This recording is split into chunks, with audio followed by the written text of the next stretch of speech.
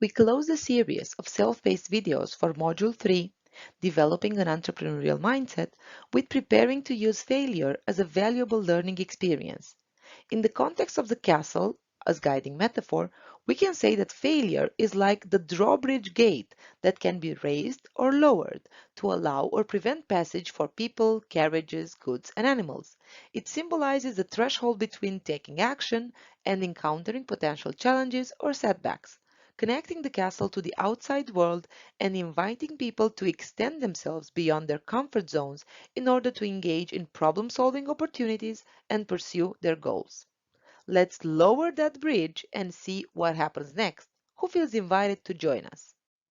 In this final video of Module 3, we're going to cover failure, the drawbridge connecting the castle with the outside world, through times of uncertainty and danger, but also through times of abundance and prosperity, being lowered again and again by trusting that something good will come out of it, even when the castle is under attack at that very gate. We'll start with what is failure and how to find room for it, switching to a mental exercise of practicing the failure autopsy approach to embrace continuous learning. Then we'll be moving forward towards how to reduce fear of failing. Next, we'll be covering what to be aware of when it comes to failure, and close with an invitation to practice the alternate universe exercise to better understand how to tackle situations of this sort. Would you like to cross the bridge and see how it works best?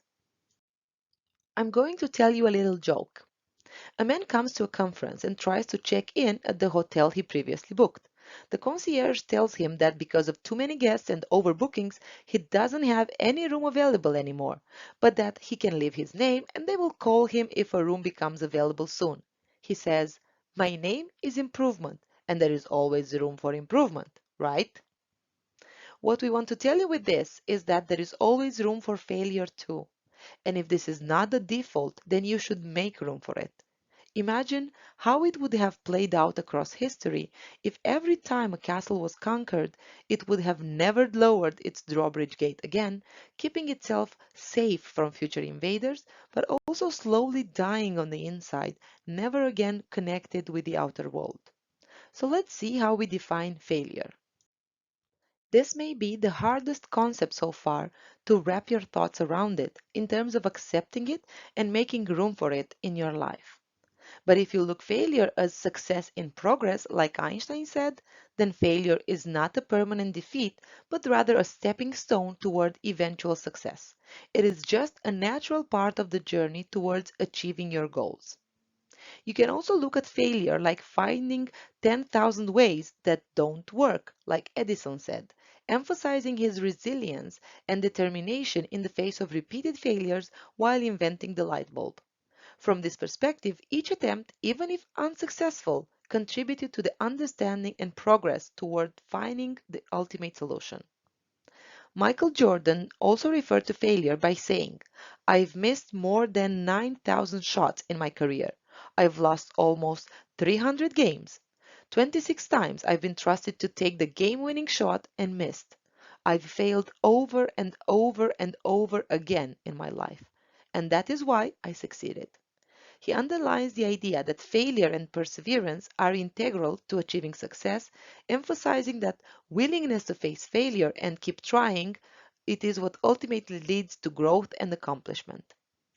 J.K. Rowling stated that it is impossible to live without failing at something unless you live so cautiously that you might as well not have lived at all, in which case you have failed by default.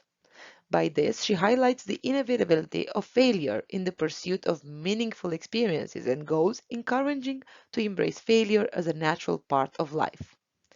If we look at the way Dennis Waitley speaks about failure, then we understand that it should be our teacher, not our undertaker, that it is delay, not defeat. It is a temporary detour, not a dead-end street. This way, failure becomes a valuable source of learning and growth, or a temporary setback rather than a permanent obstacle, emphasizing the importance of resilience and continuous effort. There is a strong correlation between failure and continuous learning, which lies in the concept of growth and development. Failure serves as a powerful teacher, offering valuable lessons and insights that contribute to continuous learning. When individuals encounter failure, they are presented with an opportunity to examine what went wrong, understand the factors that led to the failure, and identify areas for improvement. In essence, failure becomes a catalyst for continuous learning by prompting individuals to reflect, adapt, innovate, and build resilience. So, how can you shift from experiencing failure to embracing it as part of your continuous learning journey?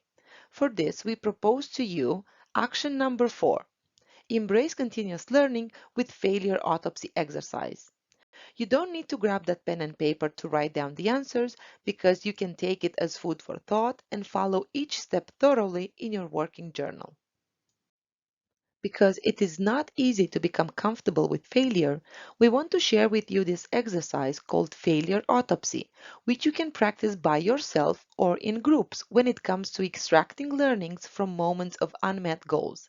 It's like playing with the mechanism which lowers or raises the drawbridge at the castle entrance. If you want to work on it in a group, first you must set the stage by explaining the shift in perspective from failure to learning opportunity. If you are doing it by yourself, write this down as a mantra. I want to learn something out of it.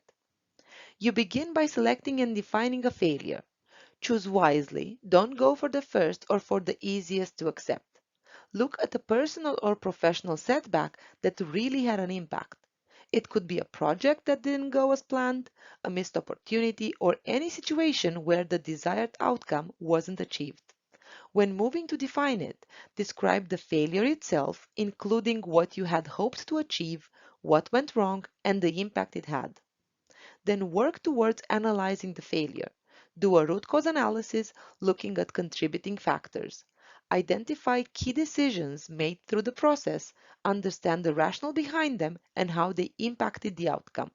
Discuss also what worked well, which were the benefits despite the failure. Next step is to extract the proper lessons. For this, you need to identify mistakes, errors, or missed steps with clear eyes, and extract key takeaways and insights from this. Another difficult part of the exercise is the part where you are invited to reflect and apply growth mindset. See how the shift in perspective actually helped you look at the failure as a learning opportunity and how this contributed to your personal growth. Then try to think how you can apply now this newfound knowledge to improve decision making, to prevent similar mistakes, or approach challenges differently. If you are working in a group, then it is the right time to share the outcomes with the group because it encourages collective learning. If you are doing it by yourself, we encourage you to share your insights with a partner, a friend, a family member, or someone close to you. Maybe they will learn something from it as well. These are 6 simple steps you can take to ensure you embrace continuous learning when faced with failure.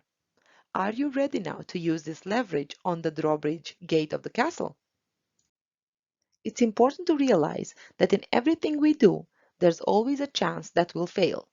Facing that chance and embracing it, it's not only courageous, it also gives us a fuller, more rewarding life. There are, however, a couple of ways to reduce the fear of failing. Let's check them out. Did you know that fear of failure is not only common to most human beings, but also has its own name? It is called atychiphobia and is a type of anxiety disorder where individuals experience significant distress and anxiety related to the possibility of failing or making mistakes. This fear can be pervasive and impact various aspects of a person's life, leading to avoidance behaviors and hindering their ability to pursue opportunities and achieve their goals. We propose to you 4 simple actions you can take separately, combined, or all together to help reduce this fear of failing. Decision tree, positive thinking, worst case scenario, and contingency plan.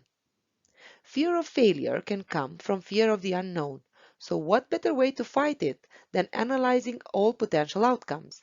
You can even use decision trees to visually map possible outcomes. If you don't know what those are, stay tuned for our residential weekend. We might just cover it there. You can also learn to think more positively, counter-arguing self-sabotage with building self-confidence. We have already showed you two techniques that you can use, The Work by Katie Byron and ABCDE of Emotions by Dr. Albert Ellis. I remember a nice drawing that visually showed that our real problems are a fraction of an entire circle called what we think our problems are. And this got me thinking to why we do this, why we imagine worst case scenarios and think they are genuinely disastrous, and we do it on a regular basis. Yes, there are situations when this is the case. But what about the majority of the situations? If we closely look at the worst case scenario, we might just see that it is actually not that bad and recognize what is holding us back in fact. Allow yourself to fully explore this scenario by asking yourself continuously, so what? Until you feel you have exhausted what you needed to know. Also, if there is something in particular which feels extra important or generates higher amounts of fear of failure, maybe this is a good candidate for a Plan B approach. This can help you feel more confident about moving forward and give you that extra willingness to try things out. How do you feel now about the drawbridge gate? Would you rather lower it so you can step outside the comfort zone or keep it up so no one can cross the bridge? Here are some ideas on what to consider when it comes to failure. Failure can teach us things about ourselves that we would have never learned otherwise. For instance, failure can help you discover how strong a person you are. Failing at something can help you discover your truest friends or help you find unexpected motivation to succeed. Often, valuable insights come only after a failure. Accepting and learning from those insights is key to succeeding in life. The wonderful thing about failure is that it's entirely up to us to decide how to look at it. There is no universal definition of what failure is, not even when there are metrics and fixed milestones which are breached.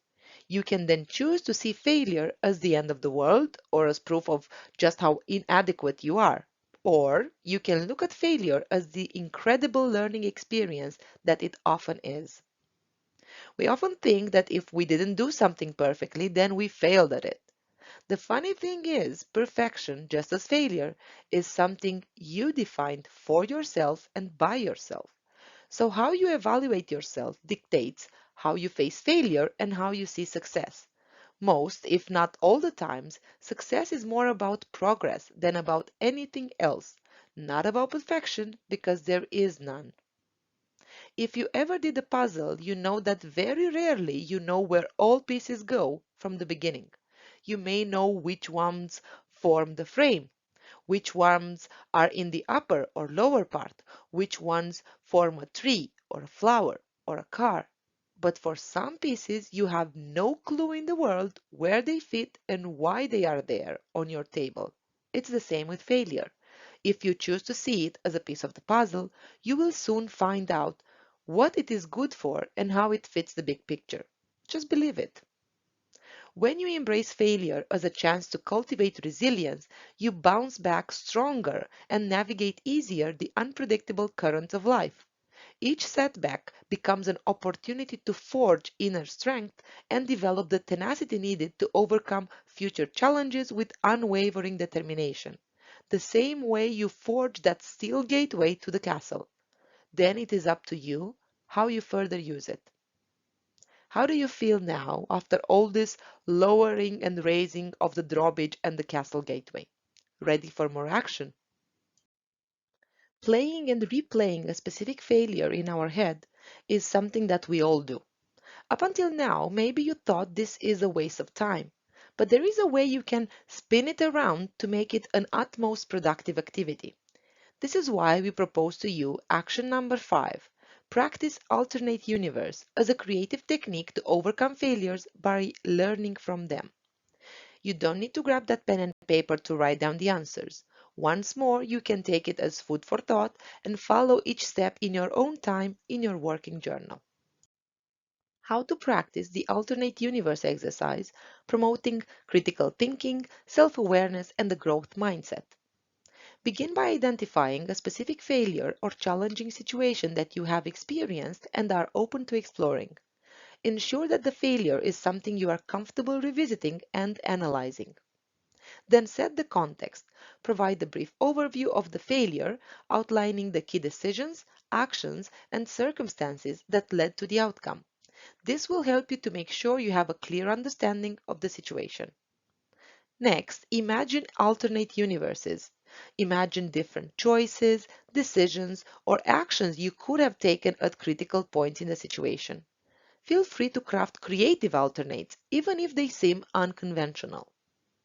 Move towards visualizing outcomes. For each alternate universe, try to visualize the potential outcomes that could have resulted from those choices.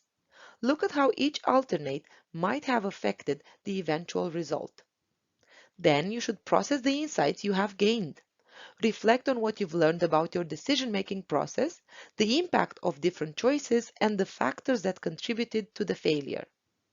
Finally, identify the key takeaways, concluding with lessons learned from reimagining the situation.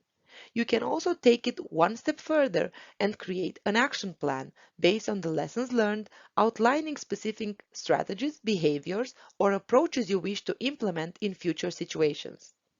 As mentioned before, you can find this exercise also in your working journal and use it from there.